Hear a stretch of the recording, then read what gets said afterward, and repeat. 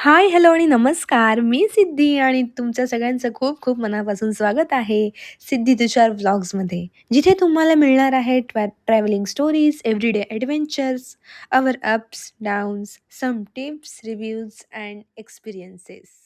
So आज आम्ही निघालो आहोत पुण्याजवळच्या एकदम शांत, सुंदर, मनाला प्रसन्न करणाऱ्या ठिकाणी. हे ठिकाण खरंच सर्वांसाठी आहे. ज्येष्ठांना शांतता, मुलांना खेळायला जागा आणि तरुणांना निसर्ग आणि फोटो स्पॉट्स. एकाच ठिकाणी सगळ्यांना आनंद मिळतो. जर तुम्हाला निसर्ग, शांतता, देवदर्शन, एन्जॉयमेंट तिन्ही गोष्टी एकाच ठिकाणी हव्या असतील तर तुम्हीसुद्धा हडशीला जाऊन एक सुंदर एक्सपिरियन्स घेऊ शकता. पुण्यापासून हडशी साधारण 45 किलोमीटर अंतरावरती आहे. जाण्यासाठी आम्ही वीकेंड निवडला होता आणि उशीरसुद्धा झाला होता, त्यामुळे ट्रॅफिक खूप जास्त लागलं होतं. त्यात आम्ही निघालो होतो चांदणी चौकामधून, पण तिथे खूप जास्त कन्स्ट्रक्शनची कामं सुरू होती. त्यामुळे प्रचंड गर्दी आणि ट्रॅफिक, त्यामुळे साधारण 1 तास लागला आम्हाला पोचायला. हडशीला जाण्यासाठी पुण्यातून साधारण 2 रस्ते जातात. मुख्य पुण्यापासून हिंजवडी, पिरंगुट, पाऊड, मग हडशी. आणि दुसरा मार्ग असा आहे की पुणे, चांदणी चौक, पिरंगुट, पाऊड आणि हडशी. पिरंगुटनंतर दोन्ही मार्ग एकत्र येतात हडशीकडे. पण जसं आपण पुण्याच्या बाहेर पडतो तसा रस्त्याचा आणि ह्या मस्त दृश्याचा आनंद इतका आहे ना, की इथेच आपल्या पूर्ण ट्रिपचा अर्धा आनंद आपल्याला मिळून जातो. खरंच महाराष्ट्र गव्हर्नमेंटने इथे खूप छान रस्ते केलेले आहेत. कोणतेही खड्डे नाहीत, आजूबाजूला मस्त झाडे मेंटेन केलेली आहेत, स्वच्छता आहे. त्यामुळे प्रवास खूप सुखददायी होतो. हडशीकडे जाणारा हा रस्ता म्हणजे पुण्याच्या रुटीनमधून अचानक बाहेर पडून एका वेगळ्याच जगात जाण्याचा एक्सपिरियन्स होता माझ्यासाठी.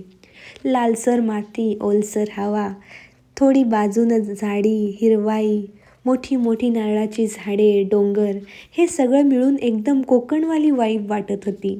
रस्त्याची छोटी छोटी वळणं, मध्येच दिसणारी शांत तळी आणि गावाकडच्या घरांची झलक.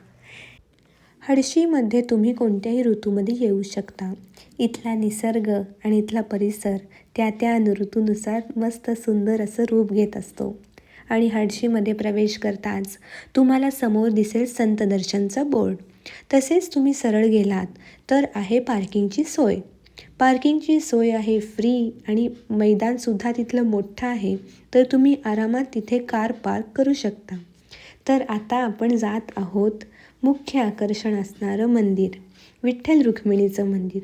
खूप सुंदर आहे, खूप सुंदर. मागे मस्त डोंगर आहे, समोर हिरवळ आहे आणि इथलं मूर्तीचं कोरीव काम तर खूप उत्तम आहे. आम्ही मंदिरात पोचलो तेव्हा इतकीशी गर्दी नव्हती, त्यामुळे दर्शन अगदी उत्तम झाले. मस्त आरामात बसलो आम्ही, सुंदर प्रदक्षिणा घातली आणि प्रदक्षिणा घालताना असे ना वेगळे वेगळे मस्त संदेश लिहिलेले आहेत. खूप छान आहे इथलं वातावरण आणि मन खूप जास्त प्रसन्न होऊन जातं. आणि एक इथं गेल्यावर पर्वणीच मिळाली आम्हाला की सुंदर भजन ऐकायला मिळालं. ते तुम्ही ऐकू शकता.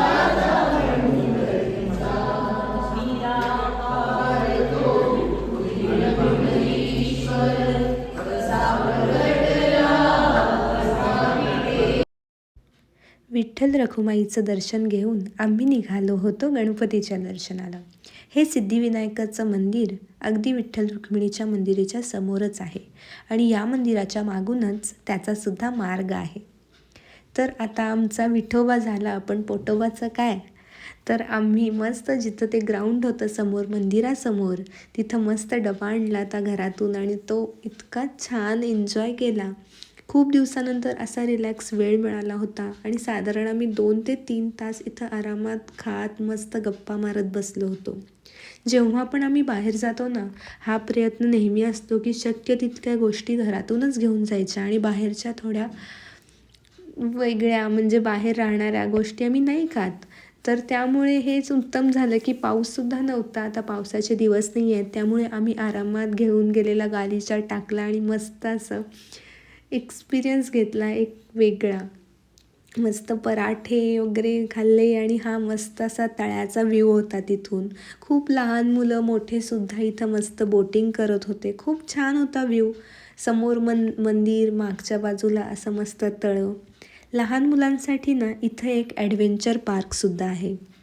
तर तुम्ही बघत असाल तर ॲडव्हेंचर पार्कमध्ये जाण्यासाठी फी नाही आहे, पण आतमध्ये स्पेसिफिक राईड घ्यायची असेल तर तिथे फीज आहेत. इथे ATV bike ride, rope course, sky cycle, उंचावरून सायकलिंग करत असाल तर व्हॅली आहे, मस्त व्ह्यू दिसेल तिथं. खूप युनिक अनुभव घेऊ शकता. त्याचप्रमाणे झिप लाईन आहे, रॉक क्लाइम्बिंग आहे, असे खूप म्हणजे 20+ ॲक्टिव्हिटीज असतील. छोट्या मुलांसाठी खेळण्याची जागा आहे, ॲडल्टसाठी ॲडव्हेंचर ऑप्शन्स आहेत. पण ह्याची वेळ थोडी 9 ते 6 अशी आहे ॲडव्हेंचर पार्कची.